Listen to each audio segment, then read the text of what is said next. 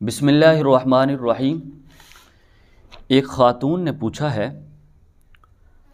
کہ حمل روکنے کے لیے میڈیسن کھا سکتی ہے عورت یا نہیں،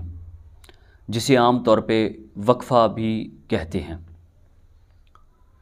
اے میری بہن، میری بیٹی، بات سمجھنے کی ہے کہ یہ میڈیسن کھانا اور وقفہ کرانا یہ صحیح نہیں ہے، اس لیے کیونکہ اللہ تبارک و تعالیٰ نے عورت کو جو بنایا ہے، اس عورت میں خود بخود اللہ تبارک و تعالیٰ نے ایک وقفے کے لیے مہینہ، 2 مہینے، 6 مہینے، سال، 1.5 سال،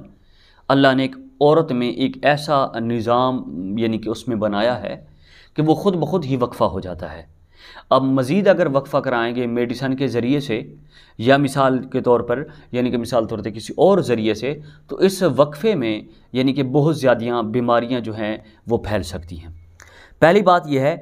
کہ عام طور پہ اللہ تبارک و تعالیٰ نے جس عورت میں جس طرح کا ایک وہ نظام رکھا ہے کہ وہ خود بخود ہی وقفہ ہو جاتا ہے۔ یہ نہیں ہے کہ ایک بچہ پیدا ہو دوسرا فوراً پیدا ہو جائے، نہیں، بلکہ بچے کے پیدا ہونے کا، نطفہ ٹھہرنے کا بھی ایک اللہ نے یعنی کہ مثال کے طور پر عرصہ رکھا ہے۔ اگر ایک بچہ بالفرض دودھ پی رہا ہے تو دودھ پیتا پیتا اس وقت جب حمل ٹھہرتا ہے تو اس وقت یہ نہیں ہے کہ مثال کے طور پر بچہ فوراً دوسرا آ جاتا ہے، اب دونوں کو نہیں، بلکہ ایک جب بچہ پیدا ہوتا ہے اس کی پرورش ہوتے ہوتے 1 سال، 1.5 سال، 2 سال گزر جاتے ہیں تو بعد میں ہی دوسرا بچہ پیدا ہوتا ہے۔ کیوں؟ اس لیے کیونکہ اللہ تبارک و تعالیٰ نے عورت کے ایک نظام میں یعنی کہ سب کچھ رکھا ہے۔ باقی رہا یہ مسئلہ کہ اس لیے وقفہ کرایا جاتا ہے کیونکہ عورت جو ہے وہ بچوں کو سنبھال نہیں سکتی۔ دیکھو کہ بظاہر عورت ہی سنبھال رہی ہے، لیکن حقیقتاً اللہ تبارک و تعالیٰ بچے کی پرورش فرما رہے ہیں۔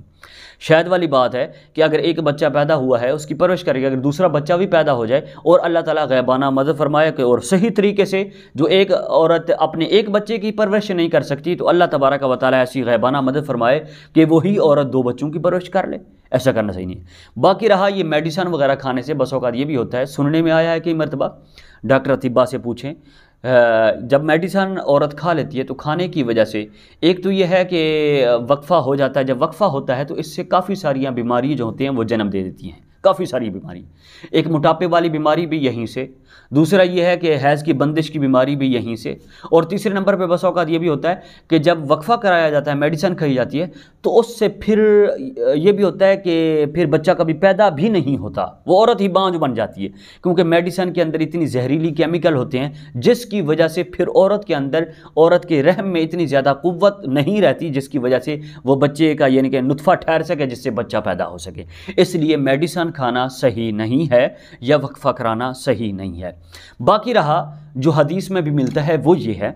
کہ اگر عورت بچہ چھوٹا ہے اور میاں بیوی آپس میں رضامندی کے ساتھ اگر مرد عزل کرنا چاہے وہ صحیح ہے۔ عزل کا مطلب یہ ہوتا ہے کہ ہم بستری کرنے کے بعد یعنی کہ جو نطفہ ہوتا ہے وہ عورت کے رحم میں ڈالنے کی بجائے تو بہتر ہے کہ وہ باہر، وہ بھی عورت کی رضامندی کے ساتھ، مرد عورت آپس میں ایک دوسرے کی رضامندی کے ساتھ سب کچھ کریں گے۔ لیکن ایسا کرنا کہ میڈیسن کھا لینا، میڈیسن سے پرہیز کرنا چاہیے، اور جتنی اولاد ہوگی اتنا زیادہ گھرانہ جو ہے وہ خوشحال ہوگا۔ یہ